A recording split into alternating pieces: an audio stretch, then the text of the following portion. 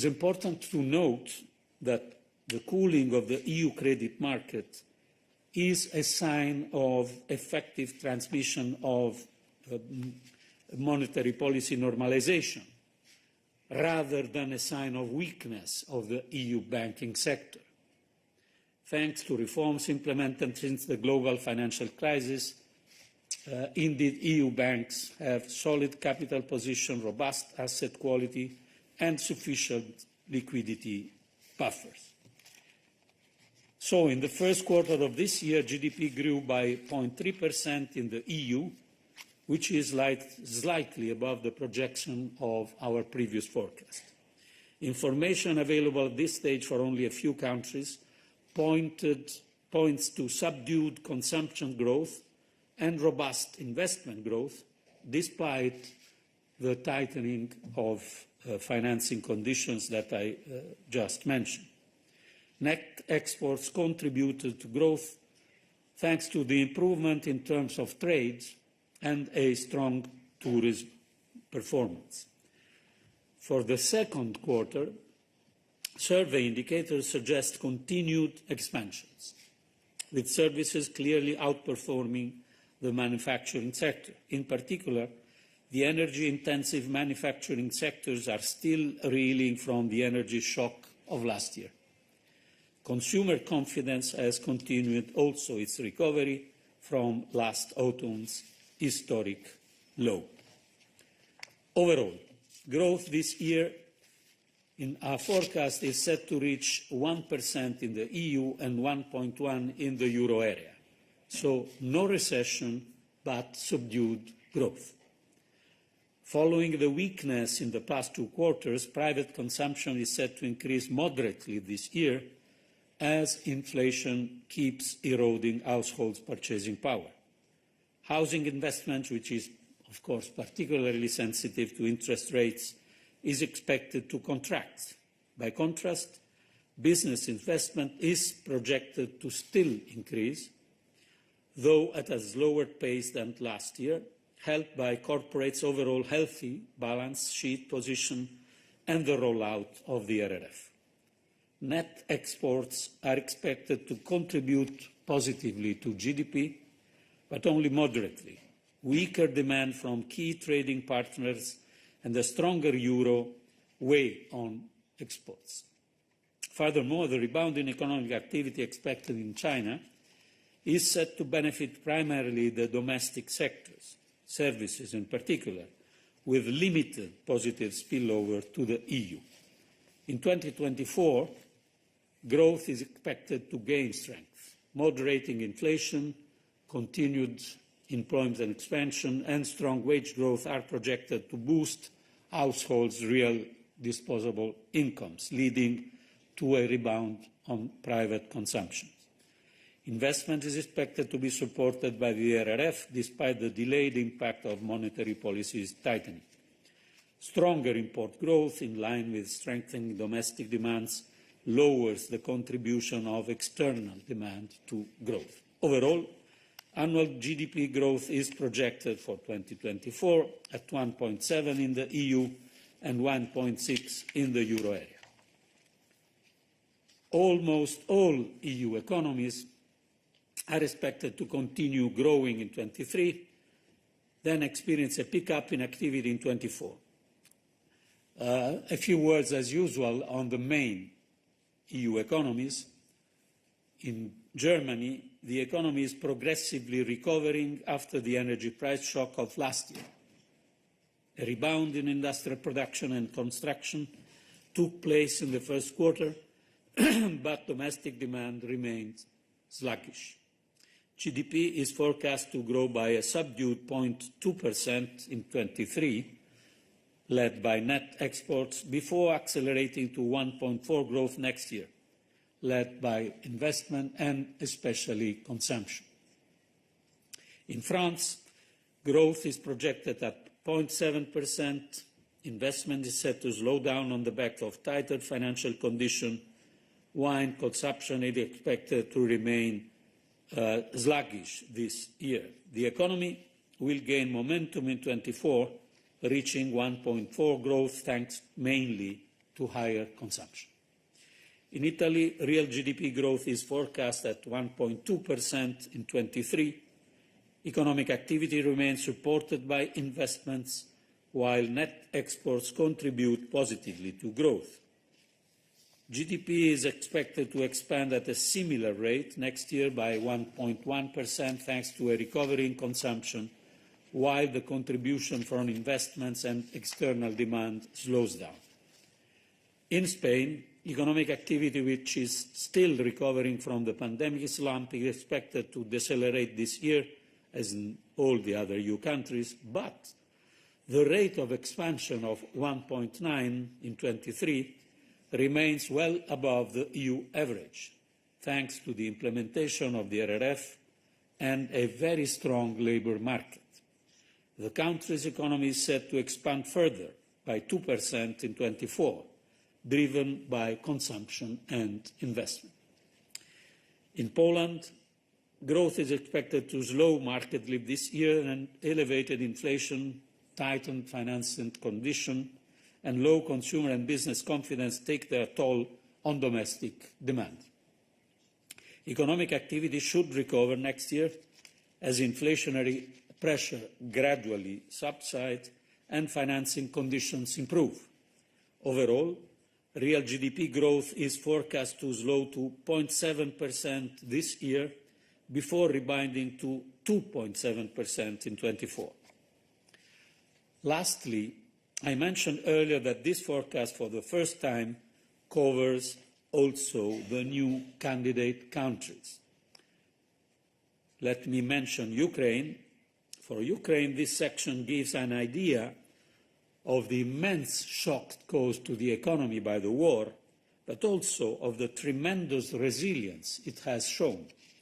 After a drop of around 29% last year, the economy is projected to grow by 0.6% this year and 4% in 2024. Of course, these projections are subject to all the caveats you would expect in the current wartime situation, that this is the forecast in the situation as it is now. Inflation. Inflation continues to fall thanks to rapidly declining energy prices.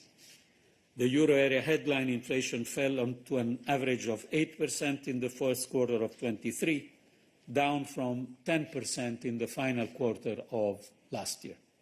However, as you know, core inflation remains persistently high, rising in March to an all-time high of 7.5% in the euro area. According to the recent flash estimates for April, it declined to 7.3%, corroborating our projection that the peak in core inflation is behind us. Looking ahead, headline inflation is set to continue slowing. Core inflation is expected to slow more gradually as pressures from past cost shocks wane and financing conditions tighten. However, it should remain elevated throughout the forecast horizon, reflecting the strong wage outlook. So inflation in the euro area is still projected to decline from the 8.4, which was 2022, to 5.8 in 23 and 2.8 in 24. On inflation, the intra-EU differences are expected to remain very high this year, but to narrow next year. As core goods and services take over as the main inflation drivers, the wide range of inflation projections predominantly reflects differences in the outlook for core inflation. This can be attributed to different domestic conditions and particular wage growth. Inflation in Central and Eastern Europe is still markedly higher compared to the rest of the Union. For the most part, this reflects domestic drivers, including higher wage growth and, of course, exchange rate movements. Public finance. The strong nominal GDP growth and the reduced cost of the pandemic-related emergency measures supported the further reduction of the EU government deficit in 2022 to 3.4% of GDP, 3.6% in the euro area, despite sizable energy support measures still in place. In 23, and especially in 24, the gradual phasing out of energy support measures is expected to drive further deficit reduction on aggregate in the EU to 3.1 and 2.4 of GDP. 3.2 and 2.4 in the euro area. The debt to GDP ratio fell to 85% of GDP in 22 from the record high of 92% in 2020 after the pandemic, during the pandemic. This debt to GDP ratio also is projected to decline further to below 83% of GDP in 24, but to remain above the pre-COVID level of around 79%. This was the 2019 figure. In the euro area, debt to GDP is higher. That peaked at 99% of GDP in 2020, and it is projected to dip just below 90% by 24. While inflation can support the improvement in public finances in the short term, this effect is bound to dissipate over time as debt repayment costs increase and public expenditure are progressively adjusted to the higher price level. On the budgetary outlook, several member states are still projected in 23 to see a deterioration in their general government balance. While falling energy prices are helping to contain the cost of existing support measures, many governments have introduced new measures or are extending existing energy support measures. In 2024, the deficit reduction is broad-based across countries, driven by the almost complete phasing out of energy support measures currently projected for next year. So the number of countries with a deficit exceeding 3% of GDP is set to increase from 11 in 2022 to 14 this year, before falling again to 10 member states in 2024, based, of course, on unchanged policies. The balance of risks. The balance of risks, while the baseline projections for the EU economy has slightly improved since our winter forecast, downside risks have increased to a better outlook, but a balance of risk tilting to the downside. Why? Because core price pressures could turn out more persistent if wages accelerate more than currently projected and without adjustment in profit margins. This is one risk. Higher than expected core inflation. Another risk would lead to a stronger reaction of monetary policy with broad macroeconomic ramification for investment and consumption. Risks related to the EU external environment remain elevated. New uncertainties following the banking sector turbulence or related to wider geopolitical tensions, rising interest rates on vulnerable emerging markets. And of course, Russia's war of aggression against Ukraine continues to cast a long shadow of uncertainty over the economy.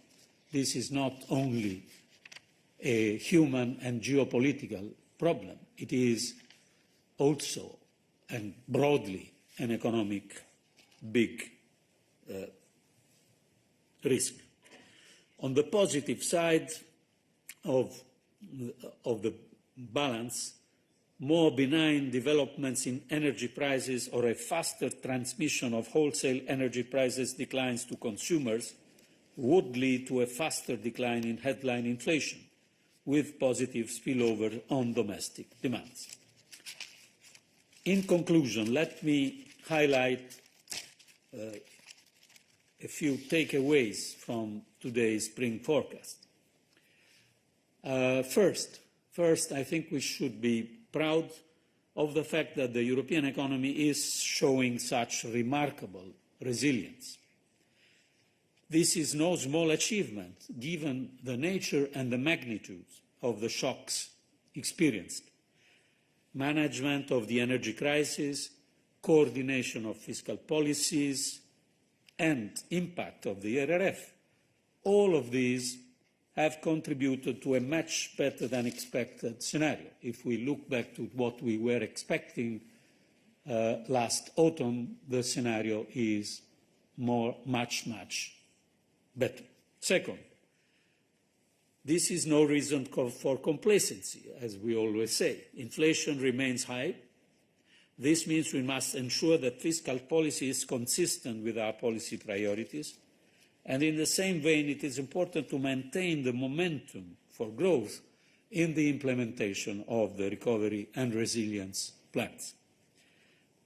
Third takeaway, the forecast illustrates remarkable country differences concerning public finance, but also growth and inflation. It is important to monitor these divergences to avoid that they become entrenched. And finally, our forecast vindicates the more country-specific approach to fiscal surveillance that is at the centre of our proposed reforms to the EU fiscal rules. And this is a further incentive to reach agreement on this reform by the end of the year. Thank you, and I'm looking forward for your questions. Indeed. Please raise your hand, introduce yourself and the media you're working for, and I will give you the floor. David, you have the floor. Thank you. David Carretta, Radio Radicale, Italian Radio. I will ask my question in Italian, if I may. Commissario, volevo chiederle due cose. Couple of La things I prima, wanted to ask. qual è The first il of those questions is della Recovery and Resilience Facility what is the contribution of the Recovery and crescita, Resilience Facility del PIL to dell'Italia? Abbiamo growth visto of Italian l'assorbimento GDP? teorico dei fondi, We quindi see quanto è importante theoretical in questo senso absorption. So what I'm asking gli is investimenti, how le riforme important is vengano it? portate How avanti important is this per investment le stime di moving crescita forward che sono for indicate nelle the growth previsioni. estimates that you've E indicated in la those seconda forecasts? domanda That's one thing. The è una second sorta di question ritorno is a alla sort of normalità per la crescita italiana, return soprattutto nel to 2024, normalcy ma for Italian growth, non mi pare for per il 2024. verso giusto, nel senso che torna a essere l'ultimo paese in But termini di it's crescita di PIL il still prossimo anno. the Quali slowest sono le country ragioni in terms of growth. questa What reasons? divergenza rispetto ad Why altri paesi the della difference zona euro? between Italy and other countries of the Eurozone, would you say? Ma risponderei in italiano. My answer, Senz'altro il contributo the contribution, in Italia lo chiamiamo PNRR, of what we call the PNRR in Italian, come avete is visto, fundamental. abbiamo indicato We've un contributo, indicated diciamo, assumendo che i tempi, the contribution, gli obiettivi, quindi delle erogazioni vengano rispettati, pari certain parameters al are respected, 2,5% and we think it's nei 3 anni, 2.5% over 3 years, che insomma è molto consistente. which is considerable. Aggiungerei che I'd add to in una fase in cui that per combattere at a l'inflazione time when to fight i margini di politiche inflation, espansive sono ridotti, the margins for avere a expansive disposizione policies per are limited, spese soprattutto then per having money investimenti, available soprattutto per for investimenti investment orientati al futuro, uno and strumento for come il future-looking PNRR investment, è un'occasione an straordinaria. instrument like the RRF is extraordinary.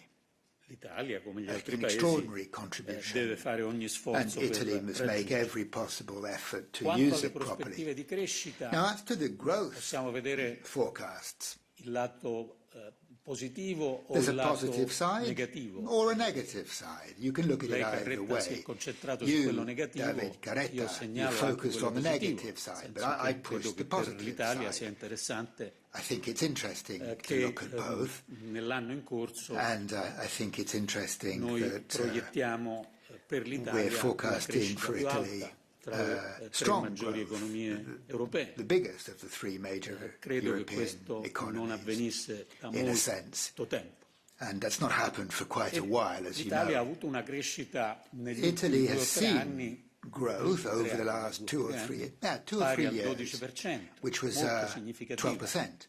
That's quite significant, che certamente and certainly era successiva alla it crisi has followed on meno 9 durante from la pandemia. a serious crisis Ma la crescita è stata during molto the significativa. pandemic. The growth has been Il rallentamento significant. che noi prevediamo per The l'anno slowing prossimo, that che è we're diverso seeing dalla next proiezione del year, governo, which is different la from the diversità government's dipende forecasts. fondamentalmente dal Fundamentally, fatto che this is alcuni aspetti di because politica of espansiva certain che il expansionist governo considera policies which the non government sono is ancora considering definiti nei loro are not contorni, yet quindi noi non fully possiamo tenerne defined. conto. So we E in can't secondo take luogo them dal fatto into che noi account. prevediamo But also there is the un fact livello di that we investimenti meno expect favorevole a lower rispetto alle level of previsioni italiane. investment Ma when compared complessivamente to penso Italian che forecasts. non But possiamo on the whole, dare una connotazione negativa a queste I previsioni che don't see sono much negative tutto in sommato those molto forecasts, incoraggianti per which are quest'anno and remain encouraging per for l'anno this year, and we will see for next year. I'll take your question, Janos, and then I'll move to the Interactio platform. Janos Bahaman from Euractiv. Now, this morning, President von der Leyen just had a speech in Parliament saying that the conventional economic model we have now is not applicable anymore. We cannot go on like this. Now, if the Commission were to take that seriously, I would expect at an economic growth forecast session like this one that we talk about resource consumption, that we talk about emissions and other stuff. Now, this still feels like a very conventional economic growth forecast session. So, yeah, why is that? And are there any plans to change that? Well, this is a very good question. And it was interesting, 2 or 3 days ago we had in Niigata, Japan, an interesting conversation with Joe Stiglitz. You may imagine the subject of the conversation, which was the effort that Stiglitz is doing on the label beyond GDP effort. I think here we are working. We are considering in our recommendations, in our policies, with a stronger role, not only the environmental dimension, but the social dimension. We should gradually include more and more the sustainable and development goals. And I think you will perceive this more and more in our what we call semester packages, the country-specific recommendations to member states. So we are fully aware of the need of improving this. We encourage green budgeting to member states.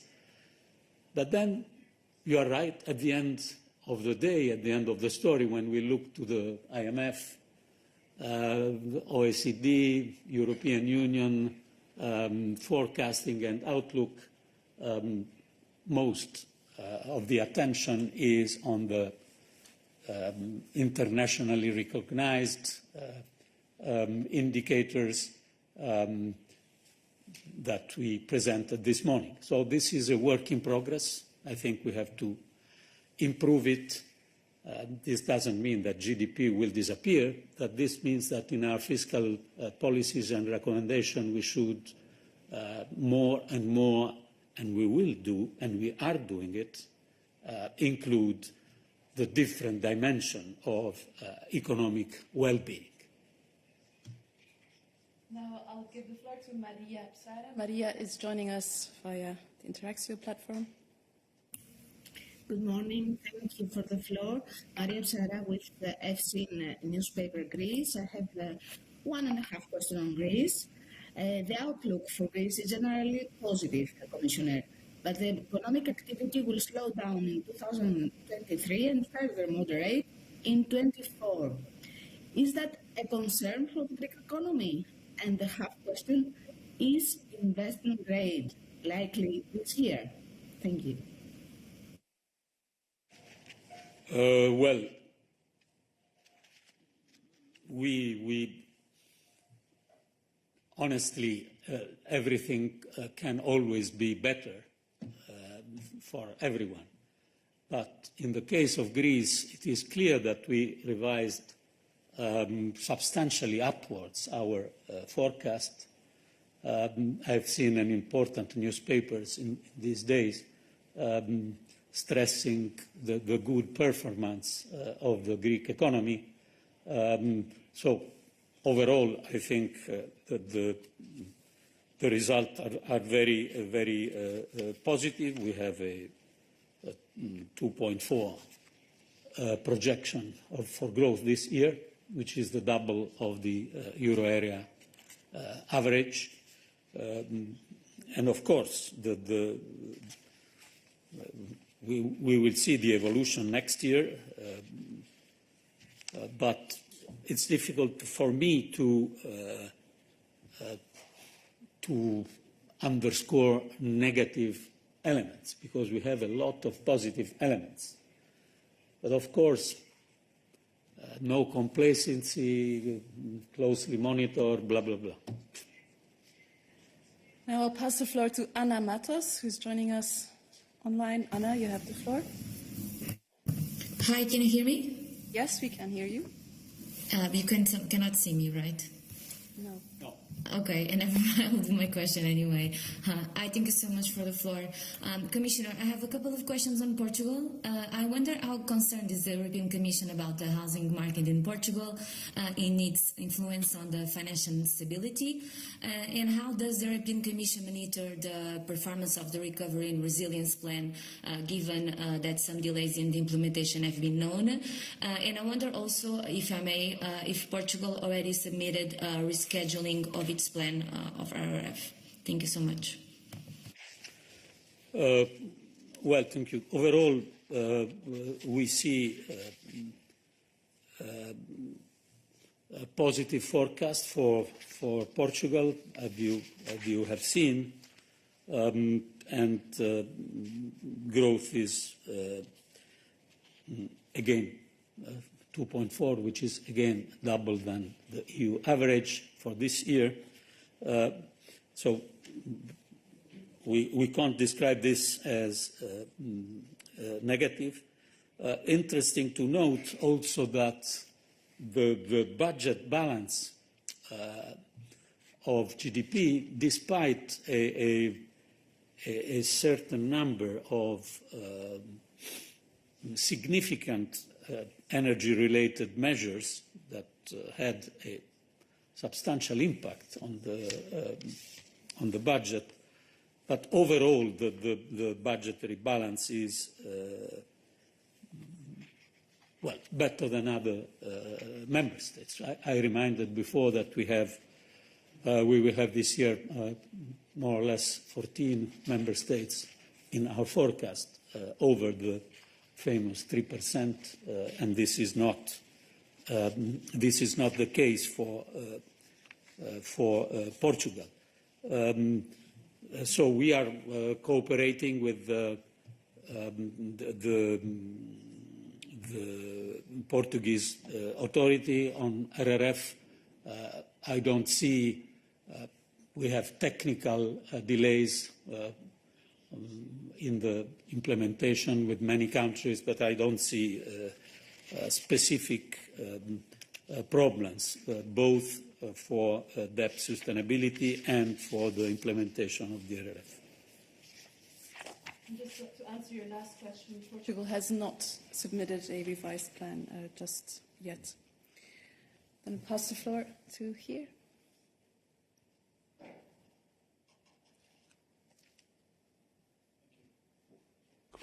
Luis Tobar, Mediaset, España. I would like to know if you have taken into account the drought and the dry periods and the lack of rainfalls in countries like Spain, Italy or France, and if you consider this drought a threat in terms of inflation in certain sectors in a short or medium periods of time. Thank you. Well, of course, the impact of drought was very important in several countries, and Spain is among these countries. But I think it's interesting also to note that the energy mix of the Spanish situation was overall a positive one. We can discuss on the extension of what is called the Iberian model, but for sure the contribution for Spain was overall positive. As you may have seen, our projections for growth are quite encouraging for Spain, despite the fact that we have slightly different forecasts in relation to the budget balance from the Spanish authorities. We have good projections for growth. Susanna, you have the floor. Thank you. Susana Fresh, SIC Portugal. You were mentioning for Portugal it is a good forecast. Nevertheless, we also see in the document, and you are pointing to the declining in purchasing power of households, also higher interest rates, which is a big problem for the families in Portugal nowadays. Also, you were mentioning earlier that financing conditions are set to tighten further. So isn't this a contradiction? Aren't you missing the social dimension that you were mentioning earlier? And also in the document you are pointing to these wage adjustments that are expected to keep pressure on prices and inflation. What exactly are you recommending? Thank you. Well, indeed. There is a contradiction, but the contradiction is in the reality. So we have, for sure, from one side, loss of purchasing power, the results of increase of wages is projected to be stronger next year, but this year for sure is not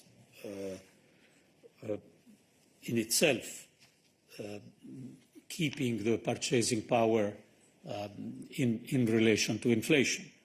So, of course, there is this social aspect that you have to take into account, but at the same time you have to try to avoid a price-wage spiral. So how to deal with this contradiction? Well, first, I think we take note of the fact that in several countries you have also measures taken to support households in relation to the increasing living costs. And these measures were taken also in Portugal, for example, income support for rents, VAT exemption for selected goods, and increase in the remuneration and pensions for civil servants.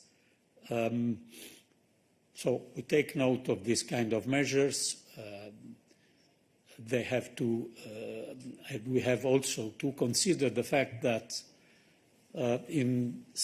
especially in some sector where pent-up demand was more strong, we have margins and buffers in substantial profits to cushion the impact of wage increase without bringing this wage increase to influence too much the rise of inflation. So there is a margin, and this margin is, of course, probably declining in the next years, but nowadays it is there, and it is particularly there in some sectors where the recovery from pent-up demand is more clear. And this is very clear both in our analysis and in the ECB analysis that you may have seen.